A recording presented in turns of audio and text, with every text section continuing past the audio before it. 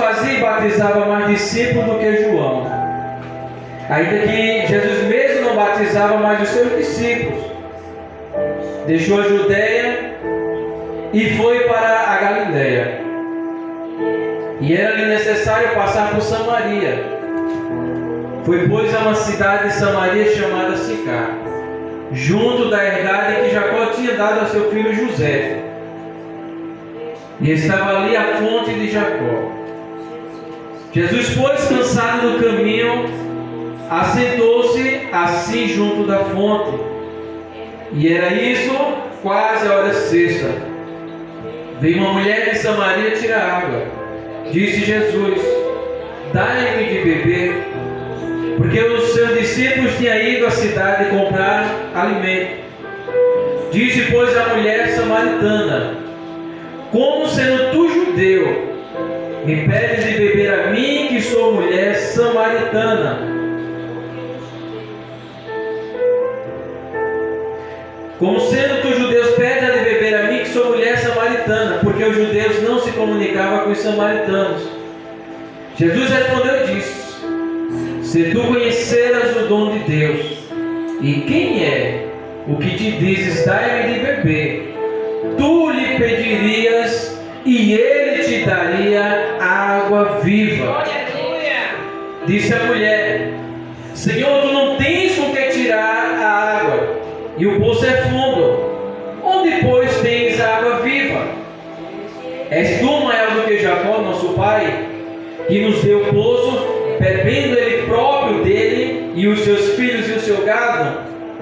Jesus respondeu e disse: qualquer que beber desta água tornará a ter sede, mas aquele que beber da água que eu lhe der nunca terá sede, porque a água que eu lhe der se fará nele uma fonte de água a jorrar para a vida eterna. Disse a mulher: Senhor, dai-me dessa água, para que eu não mais tenha sede e não venha aqui tirá-la. Disse Jesus: vai e chama o teu marido e vem cá. A mulher respondeu e disse: não tenho marido. Disse-lhe Jesus: dissestes bem, não tenho marido, porque tiveste 5 que agora tem não é teu. Isso dissestes com verdade.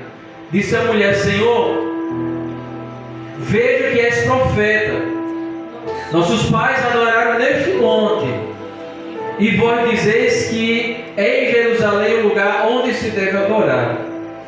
Disse Jesus: mulher, crê-me que a hora vem em que nem neste monte e nem em Jerusalém adorarei o Pai. Vós adorais o que não sabe. Nós adoramos o que sabemos, porque a salvação vem dos judeus.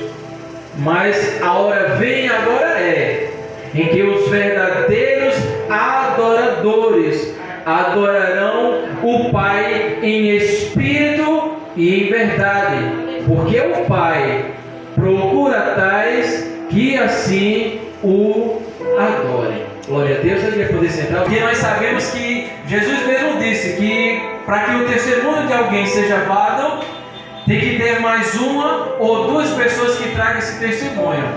E quando nós dobramos os nossos joelhos na presença do Pai, também tem a presença do Filho e do Espírito Santo. Então nós não nos encontramos só jamais. Tem o Espírito de Deus que habita dentro de nós, e no momento que clamamos a Deus em nome de Jesus, Jesus intercede por nós. É assim? Então louvado seja o nome do Senhor. Né? Aqui nós vemos esse texto, aqui conta a história da mulher samaritana, ou seja, a mulher que era da cidade de Samaria. E naquele tempo, não somente naquele tempo de Jesus, mas é algo antigo, os samaritanos eles não se davam com os judeus, ou seja, eles não se conversavam, não se comunicavam. Havia uma questão antiga, e com isso não havia conversa, não havia diálogo. E muitas vezes quando alguém ia para o seu lugar, né? Os judeus iam passar para ir para Jerusalém, por exemplo, quando podia eles evitavam o caminho, para não passar e não ter acesso nem contato com os samaritanos. E aqui nós vemos que o texto diz, né, que deixou a Judéia, ou seja, Jesus ele deixa a Judéia e vai outra vez para a Galileia. E aqui diz que era-lhe necessário passar por Samaria. O texto diz aqui, né, que Jesus ele não estava só. Quando Jesus ele vai, né, ele sai de Jerusalém, aliás, a Judéia, e ele vai em direção agora para a Galileia. O texto diz que era necessário passar por Samaria. Ele ia junto com os seus discípulos. Só que o que acontece, mais à frente, diz que os seus discípulos saíram para comprar alimento. Aí eu pergunto, será que era necessário que os 12 discípulos dele fossem comprar alimento? Será que 2 ou 3 ou 4 no máximo não traria, né? Mas nós vemos aqui que, pelo que se dá para entender, foi Jesus que mandou que os 12 fossem para comprar alimento. Por quê? Porque Jesus ele tinha um propósito. O propósito que Jesus tinha era com aquela mulher samaritana, naquele poço ali de Jacó. O propósito que Jesus tinha não era com os demais discípulos, até porque se estivesse ali até atrapalharia. E por isso Jesus manda que eles vão comprar alimento. E naquele momento, não aquela mulher, né?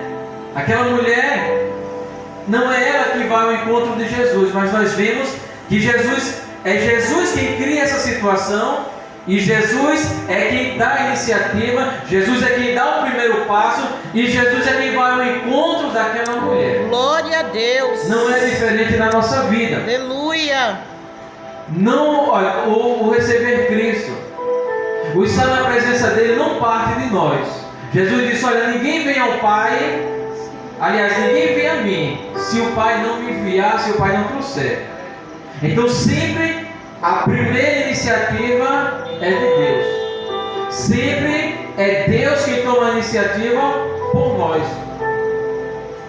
E nós vemos aqui que nesse texto, Jesus ele vai ao encontro dela, né? E aqui começa aquela conversa entre Jesus e a mulher. Aqui diz que estava ali a fonte de Jacó.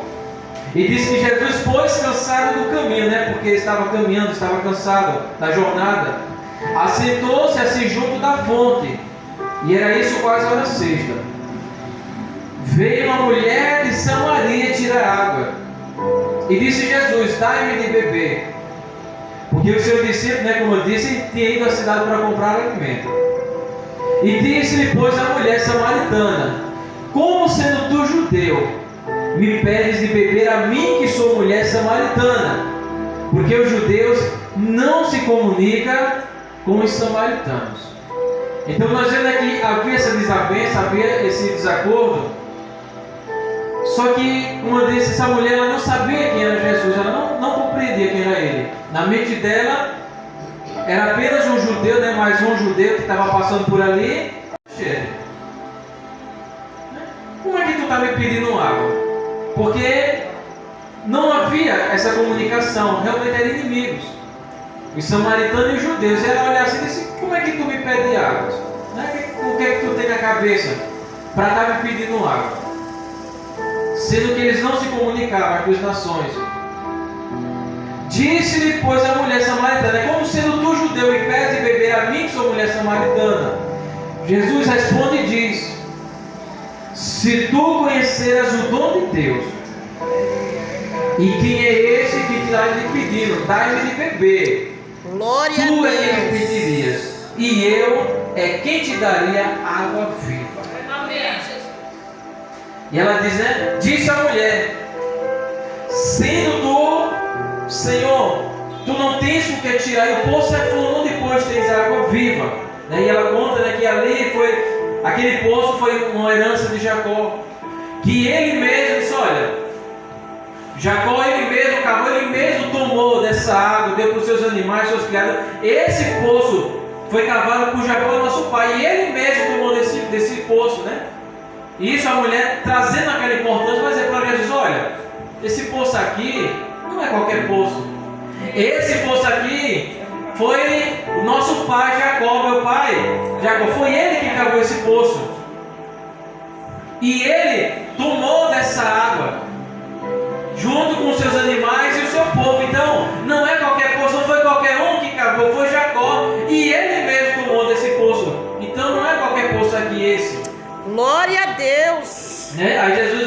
assim.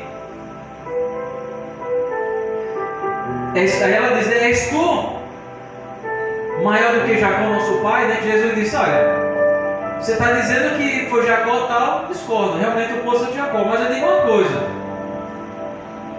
quem beber da água desse poço aí que Jacó cavou, que ele mesmo bebeu, que o seu gado bebeu, que ele deixou de herança e é passado até hoje vocês estão bebendo, quem beber dessa água, né?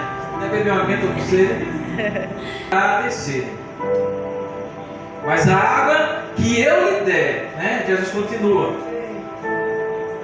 qualquer que beber dessa água tornará a ter sede, mas aquele que beber da água que eu lhe der nunca terá sede, porque a água que eu lhe der se fará nele uma fonte a jorrar para a vida eterna. A gente vê essa conversa, esse diálogo sobre água. E Jesus se apresenta e diz: olha, eu tenho uma água melhor do que essa. Eu tenho uma água superior a essa. Essa água quem bebe torna a ter sede, vai ter que beber de novo.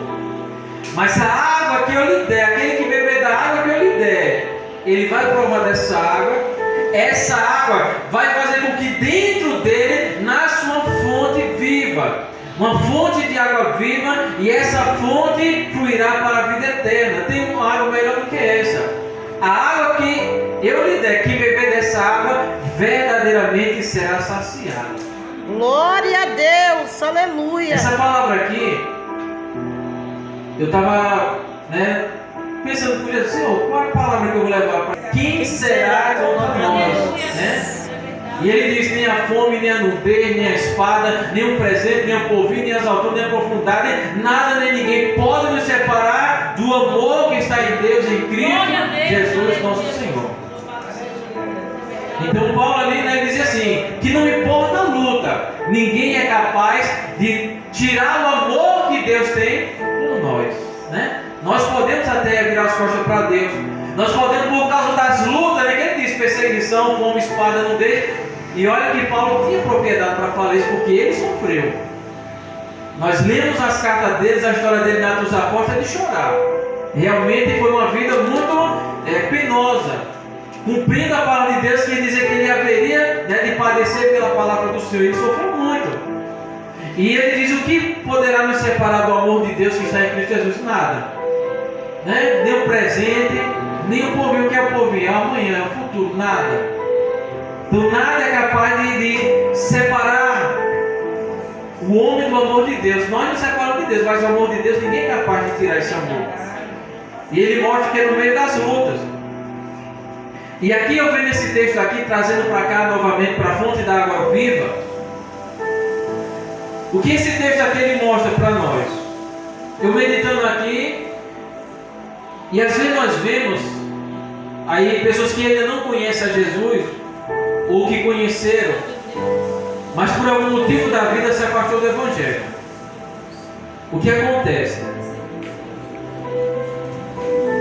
Deus, quando Ele cria o homem, lá no livro de Gênesis, Deus ele pega o barro, forma o corpo, e diz que depois Deus ele faz o quê? Ele sopra o fogo de vida nas narinas daquele boneco, e a partir daquele momento, aquele boneco ele se torna o quê? Uma alma vivente. Então nós temos esse fogo de vida, nós temos essa presença de Deus, a parte de Deus na nossa vida. Adão ele era completo, Adão ele era sem falta, Adão ele vivia na plenitude, mas a partir do momento que ele come daquele fruto, ele desobedece a palavra de Deus. A partir daquele momento, o que é que acontece? O pecado entra, e a partir desse momento, Adão ele perde aquela comunhão que ele tinha para com Deus, aquela presença que ele tinha para com Deus, que garantiu o quê? Porque ele não morresse. Porque quando nós estamos ligados com Deus, não há morte. Deus ele é vida. Jesus disse: eu sou o caminho, a verdade e a vida. Aquele que crê em mim, ainda que esteja morto, viverá. Então o que acontece aqui? Como Jesus ele disse: olha, dessa água que beber tornará a ter sede, mas a água que eu lhe der, esse nunca mais sede. Jesus fala sobre as situações da nossa vida. Como eu disse, às vezes as pessoas se afastam do Evangelho, ou pessoas que não conhecem a Cristo e nem conhecem a Deus, não têm essa comunhão. Às vezes acontece, olha, vai ter uma festividade, vai ter uma festa. Aquelas pessoas vão, né, para aquela festa. Naquele momento diz, não, eu trabalho, né, eu me esforço muito, eu estudo, eu trabalho, eu tenho minhas correrias, eu tenho meu dia a dia, eu tenho minhas lutas, eu também mereço um descanso. A água viva, que quem tomar dela nunca mais terá sede, também podemos chamar de descanso. O que é descanso? É algo que nos traz paz, é aquilo que nos completa. Ninguém tem descanso se não tiver paz. Ninguém tem paz se as coisas não tiverem tudo bem, tudo em perfeita harmonia. Tudo tem que estar bem para nós termos paz, humanamente falando. E dessa paz? Né? Essa paz é dada por Cristo, né? Isso humanamente falando. Mas a paz que Jesus traz é algo mais profundo. É aquela paz que nós passamos por guerra, por luta, mas nós não temos falta. Nós somos completos. Nós temos essa água viva que nos garante, que mata a nossa sede, Glória que tira a a ansiedade, Deus, que nos aleluia. supre toda a necessidade. Então as pessoas vão para uma festa e dizem, não, eu mereço curtir um pouco, eu mereço espairar a mente, eu mereço curtir, eu tenho que relaxar um pouco, e vai. E naquele momento ouve, né, aquelas músicas, e nós sabemos que nós somos feitos de corpo, alma e espírito. O corpo é a matéria, a alma e o espírito ficam dentro da nossa matéria. O nosso espírito é onde o Espírito Santo, o Espírito de Deus, ele interliga com nós. É através do nosso espírito que o Espírito de Deus vem e trabalha na nossa vida. Mas a nossa alma é onde ficam os nossos sentimentos: tristeza, alegria, angústia, felicidade, ódio, amargura, amor, alegria, tudo fica na nossa alma, os sentimentos. Então as pessoas vão, dizem, não, eu vou curtir a festividade, vai ter um determinado cantor, eu gosto dessas músicas, são músicas belas, e começa a ouvir aquelas músicas, e naquele momento aquela música, por um curto período de tempo, ela traz, na alma daquela pessoa, traz um conforto. Então naquele momento que a pessoa ouve, se envolve com aquela música ali, né, começa a ouvir, aí começa a se envolver com aquela música, naquele momento ela sente um pouco de paz. É como se os problemas naquele momento desaparecessem. Glória a Deus. Procurando um refúgio, procurando um refrigério de músicas que a pessoa gosta. Aí aquela música faz o quê? Diz, não, ainda não dá para saciar. Aí não, agora eu vou me embriagar. Aí entra na bebida. Tudo isso procurando saciar, procurando completar algo que está faltando. Então, estou com uma tristeza, está faltando algo, estou incompleto. Aí vai, ouve música, vai beber. Então vai, em um curto período de tempo, quando começa a fazer aquilo ali, a embriaguez, aquelas músicas, faz o que por um curto período de tempo é como se a pessoa estivesse completa. Só que depois os problemas eles aumentam. Não resolve.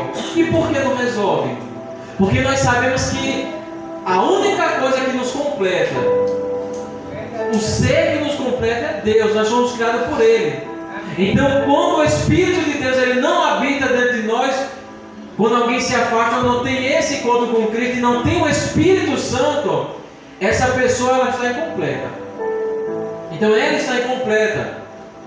É como se beber um copo de água, mas daqui a pouco tem sede. É como se comer um prato de alimento, mas daqui a pouco tem fome. É como se alegrar, a pessoa diz, eu tenho um projeto, eu tenho um sonho, e Deus vai realizar na minha vida. E qual é o sonho? Não, meu sonho é comprar um terreno e depois construir uma casa. Aí a pessoa vai comprar um terreno, aí sente aquela alegria, aparentemente tudo faz sentido.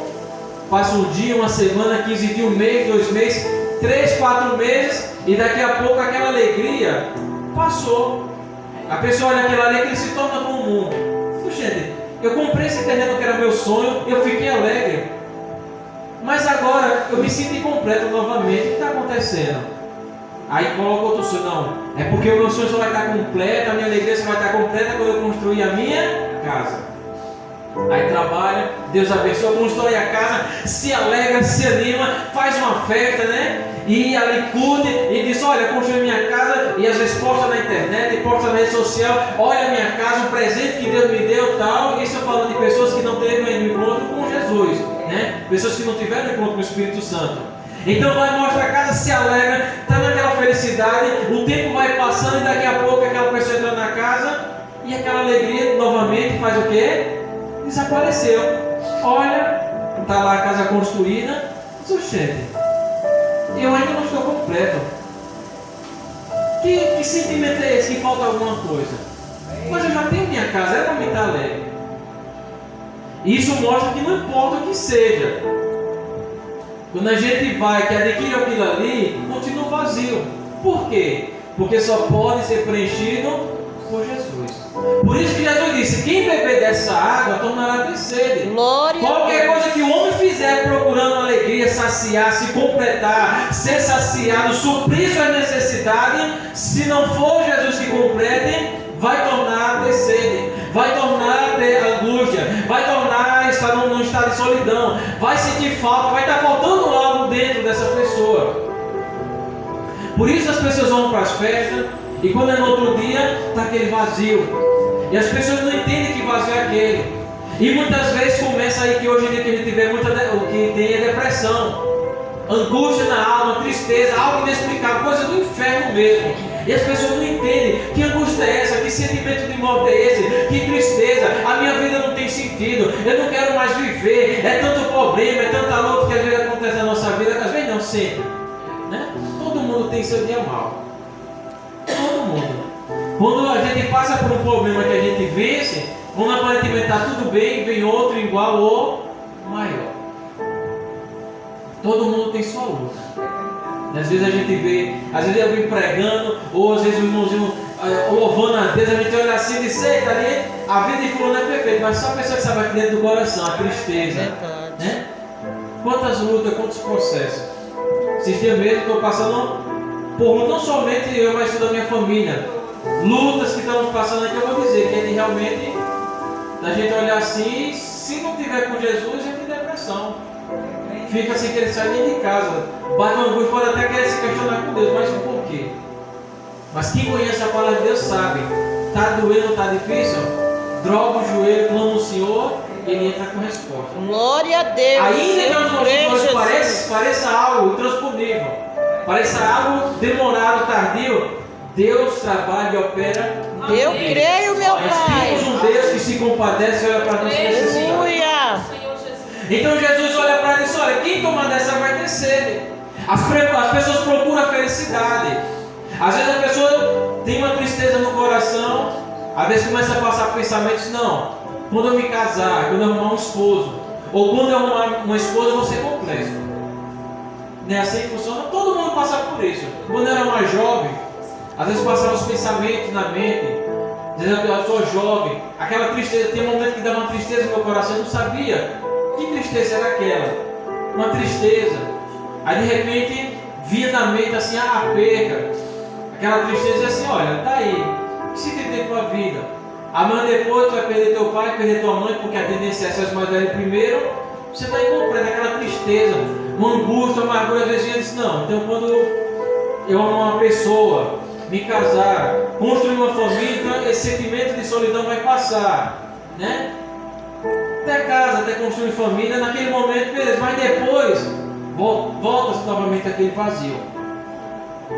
Depois eu fui compreender tudo isso quando realmente eu tive um encontro com Jesus. Quando Jesus me encontrou, né? Fez igual aquela mulher samaritana, foi lá e disse: ó, meu filho, vim aqui que você agora vai entender o porquê que você está incompleto. Quando você vir aqui, eu vou lhe mostrar e vou lhe completar. E você vai ver o que é a sua vida ter sentido. É o encontro real com Jesus. Então muitos aí procuram alegria, procuram felicidade, mas é incompleta. É beber água e daqui a pouco ter sede, é se alimentar daqui a pouco ter fome. Nada que não seja Deus tem poder de nos completar. Agora, quando nós temos o encontro com Jesus, tudo faz sentido. Tudo tem cor. A vida, né? Ela tem significado. você olha para as coisas e diz: pronto, agora tudo faz sentido. Se eu passar por luta, eu clamo a Jesus e Ele vai olhar para mim e vai mudar essa situação. Se o negócio estiver difícil, Ele vai mudar a situação.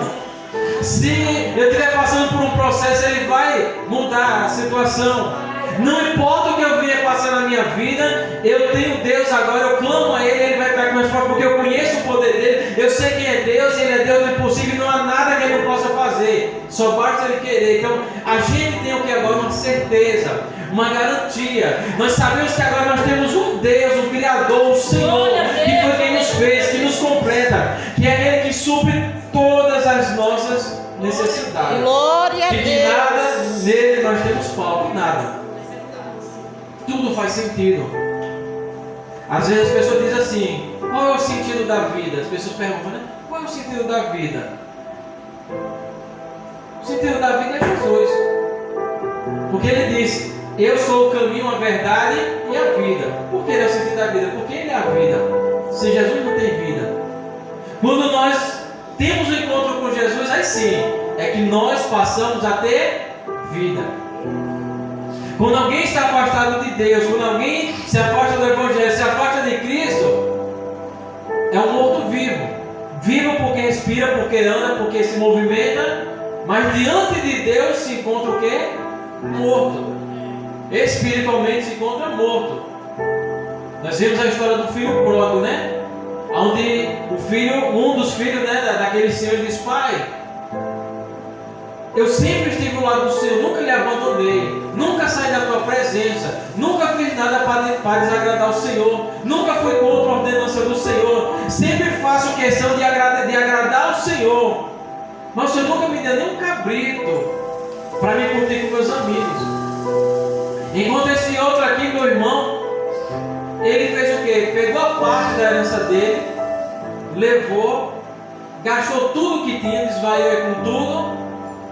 E agora ele volta sem nada. O Senhor abraça ele.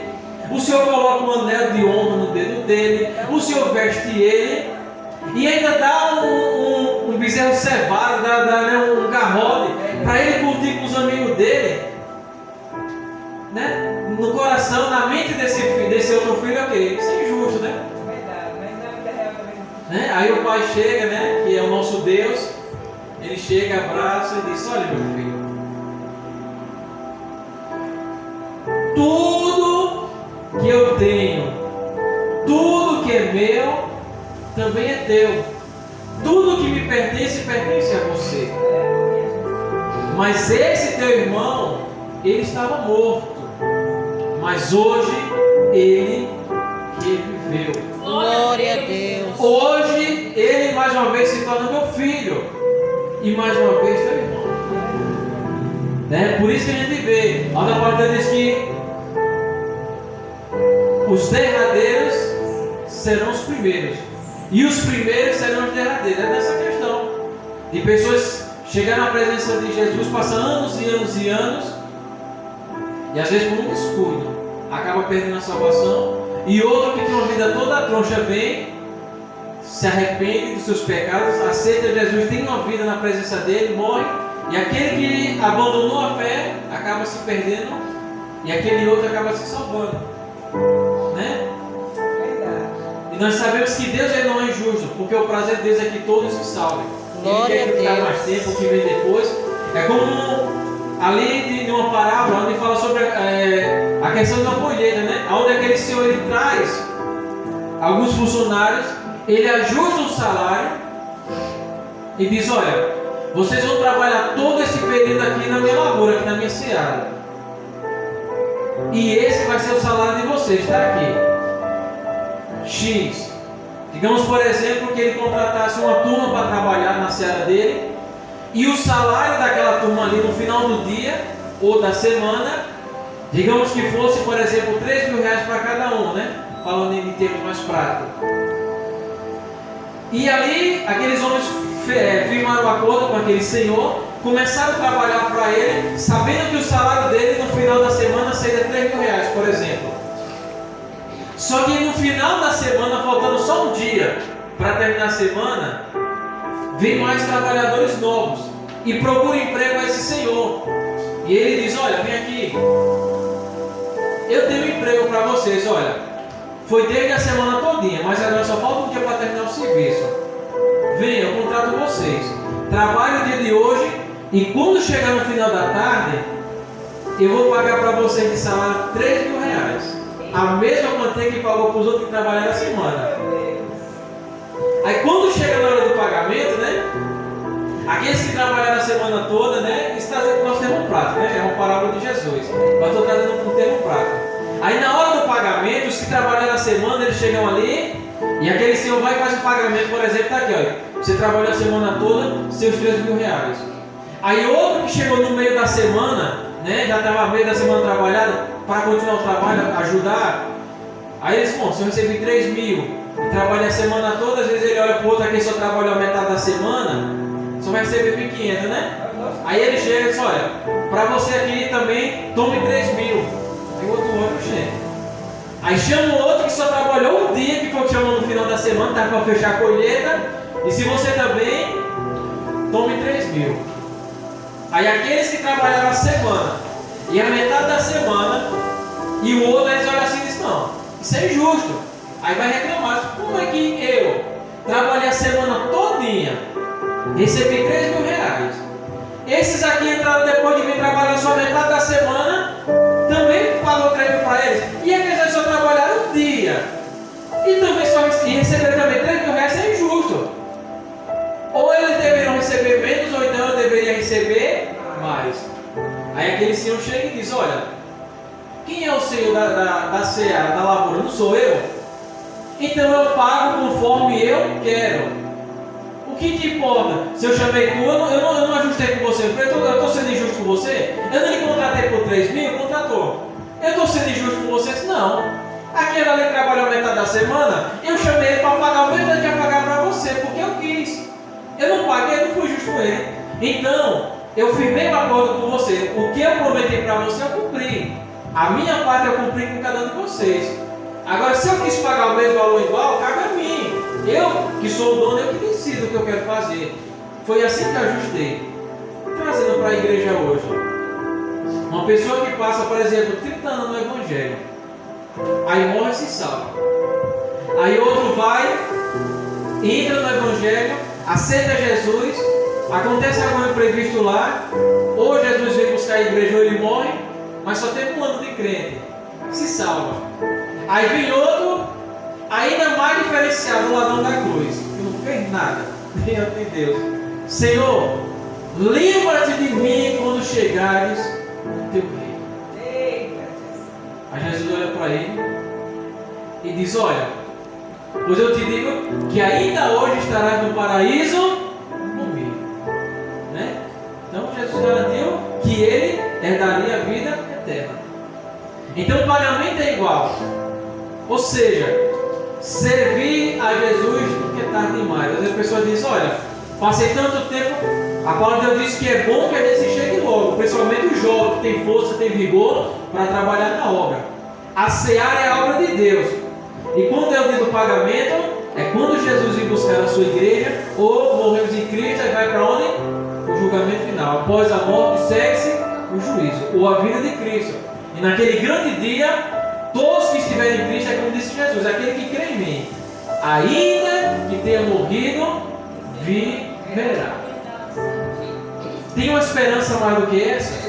Glória a Deus. Tem algo, tem um presente maior do que esse? Tem algo que completa o homem mais do que esse? O que é completar o homem? É eternidade. Deus criou o homem eterno, mas o pecado tirou a eternidade. E esse vazio que é a falta da presença de Deus, que o homem não tem sem Deus, é isso, é a falta, ele não tem eternidade, porque a eternidade está em Cristo, a eternidade está em Deus. Então quando Deus ele faz parte da nossa vida, nós somos completos. Mais uma vez nós nos tornamos eternos. A eternidade passa a fazer parte da nossa vida em Cristo Jesus. Então Jesus ele disse: aquele que beber da água que ele der nunca mais terá sede.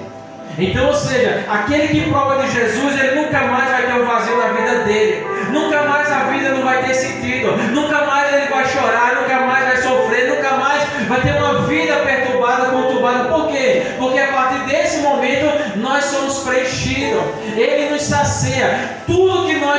precisamos, Ele completa. Jesus, Ele é completo, é sem falha, é sem falta, é completo, é perfeito.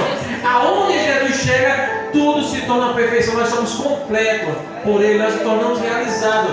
De nada nós temos falta. Glória a Deus. É sofrendo, é chorando, é gemendo, Aleluia. mas a nossa esperança está em Cristo Jesus. Assim aprova Deus. E é por isso que estamos aqui, porque nós cremos nessa promessa, nós Glória cremos a nessa Deus. palavra viva, nós temos essa fiel e viva esperança.